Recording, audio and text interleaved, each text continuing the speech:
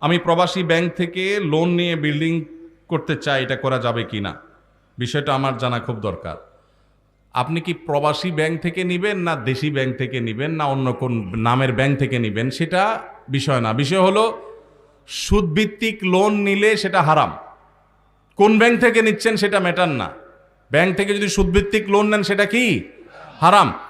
আপনি বাড়ি করার জন্য সুদভিত্তিক লোন নেই, সেটা হারাম হবে।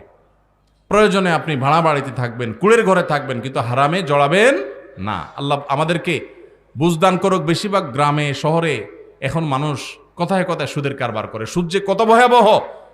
আল্লাহ তাআলা সুদের কারবারকারীকে যুদ্ধের ঘোষণা দিয়েছেন, যুদ্ধের ঘোষণা। ফাআযানু বিহারবিন মিনাল্লাহি ওয়া রাসূলি, ভয়ঙ্কর ব্যাপার। কিন্তু গোটা পৃথিবীর অর্থনীতি দাঁড়িয়ে আছে সুদের উপরে। অনেক দীর্ঘ আলোচনা দরকার, আমার হাতে সময় নাই। আমি গোটা পৃথিবীর সংশোধনের দায়িত্ব নেই নাই, আমি আমার দায়িত্ব নিয়েছি। আল্লাহ আমাকে আমার সময় জিজ্ঞাসা করবে। এজন্য আমি সুদের কারবার করব না ইনশাআল্লাহ।